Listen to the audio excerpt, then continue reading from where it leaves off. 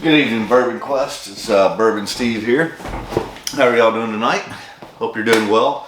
It's been a long weekend. We're working a lot. Anyways, went in very early this morning. Not my normal gig, but did allow me to have an early evening, so I am thankful for that. So I thought what I would do tonight in celebration of National Bourbon Heritage Month is to drink some of my 5 favorite daily bourbons for National Bourbon Heritage Month. Some of my top 5 everyday bourbon sippers for me.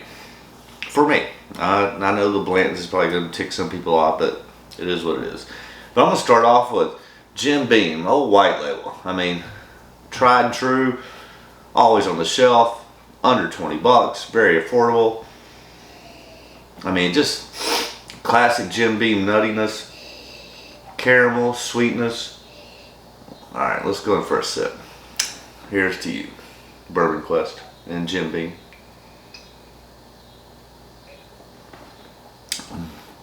Yeah, just sweet, nuttiness, caramel, vanilla.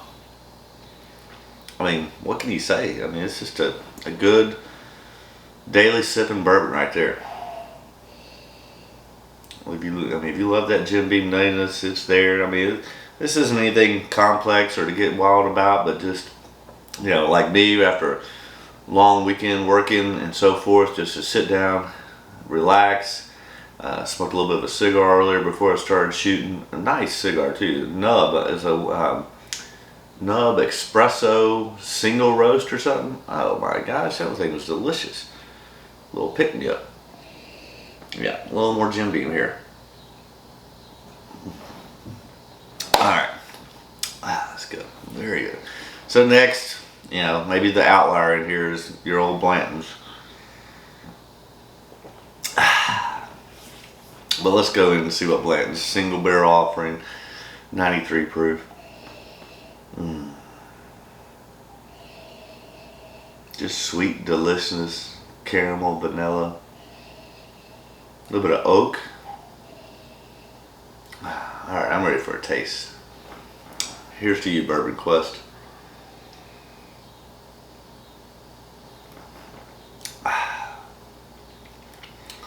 Yeah, sweet oak char, a little bit of char on that. But vanilla, caramel, deliciousness. Yeah, does the trick every time. Can't go wrong with Blanton's.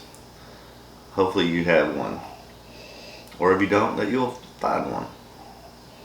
They are out there, I promise you. Just might take a little bit of effort. Not necessarily a lot of. I'll be paying secondary for this. It's not worth it. There's these right here.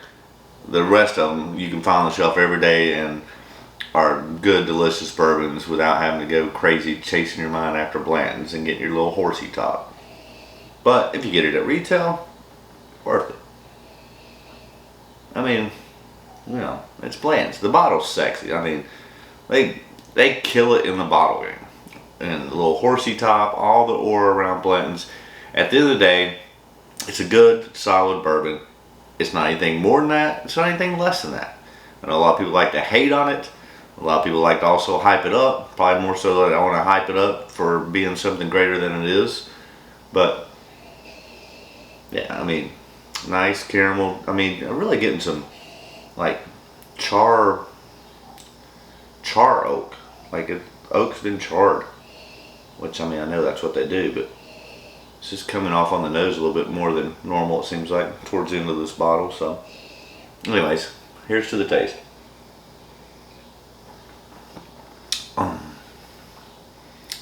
Yeah, it's just sweet, vanilla, corn. Again, that oak char. You know, not like I said, not a lot of complexity, not overly strong finish, just a nice, good bourbon. So, let's move on to Evan Williams. Heaven Hill product, Evan Williams Black Label. Another great bourbon, aged in oak, obviously. Oh, I've already poured them. So let's just see what Evan has to offer tonight. Yeah, sweetness, corn, caramel. I mean, it's all your classic bourbon notes. Again, none of these, I don't think, at least these first three are overly complex or anything out of the ordinary. Just your typical, vanilla, charred oak, caramel. Just good. I mean, good nose.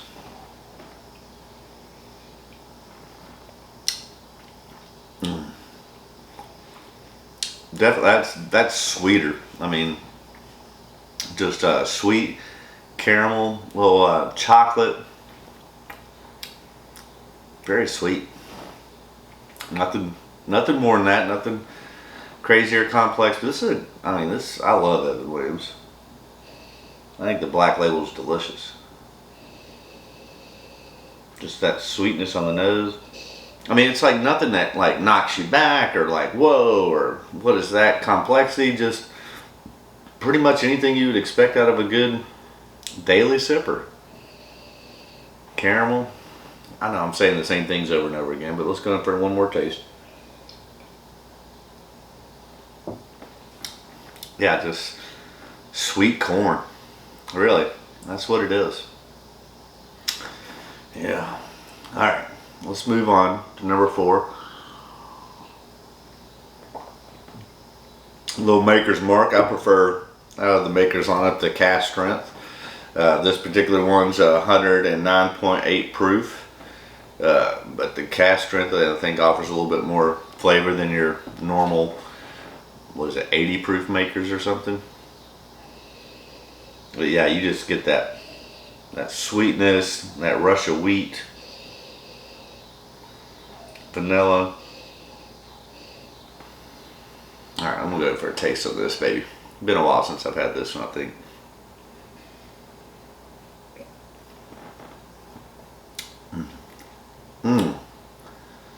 And that's what I think the Cask strength offers you. You have that sweetness, you get that rush of vanilla on the front palate, and then it just hangs on and lingers there to the mid and back palate. Just very nice, good flavor, good mouthfeel, good viscosity. I think the Cask strength just it's just more amped up of what you get from a watered down Maker's at 80 proof. It just gives off more of those flavors and notes and deliciousness. Yeah, just sweet caramel corn. Sweet caramel corn is what it is. All right, one more taste.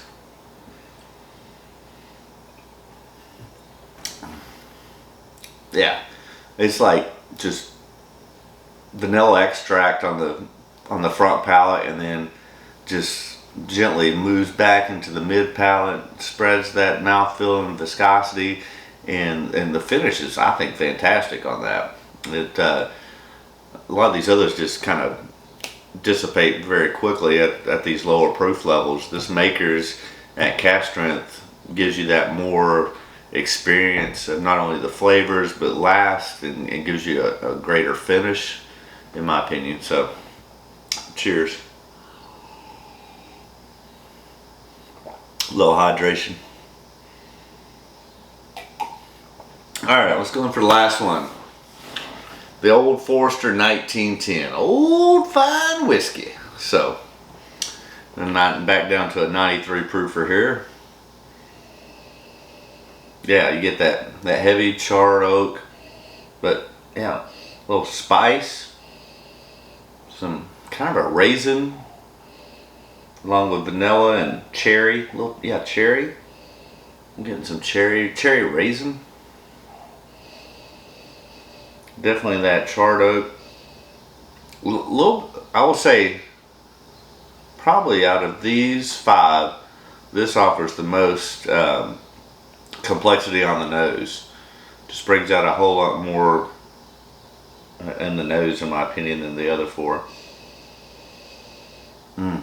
That's nice.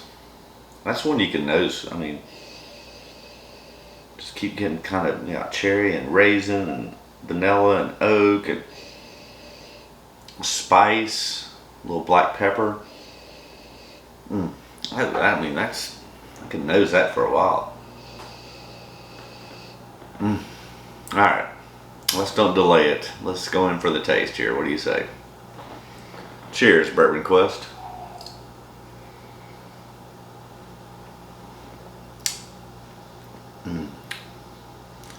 I mean, you get that vanilla and oak. I am getting that cherry raisin. Very good. I think, again, I think it matches the nose pretty well. I believe this does have some complexity to it, some different nuances and flavors. Very interesting.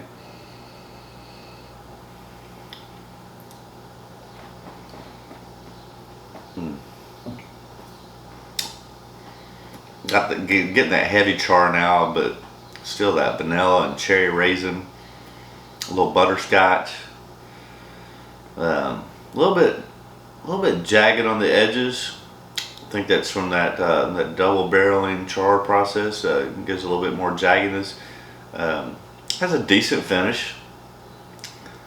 You know, I'm not looking to rate these at all. I think these are just all good bourbons that all offer a few different things, in my opinion.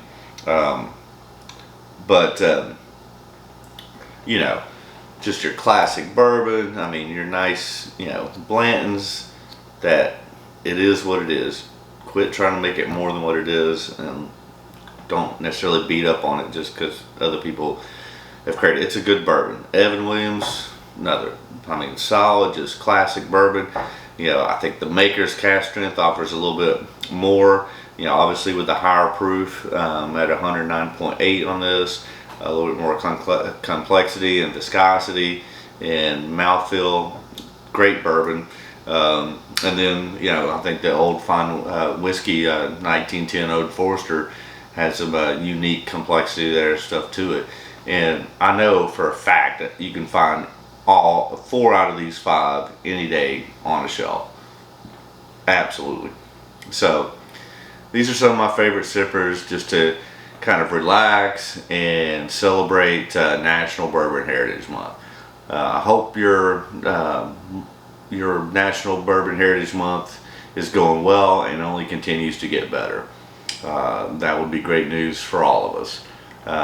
We're, you know, a little less than halfway through the month, so there's still a lot of great opportunities out there and great whiskeys to be not only found, but more importantly shared. That's why I'm here tonight. Even though it's just me, I'm here to share it with you, Bourbon Quest. And I hope that all your Bourbon Quests come true. That's my wish for you this National Bourbon Heritage Month. May all your Bourbon Quest wishes come true. Anyways, I'm going to wrap it up. Thanks for tuning in. We'll be back with some more episodes before you know it. Good night, Bourbon Quest. You're the best.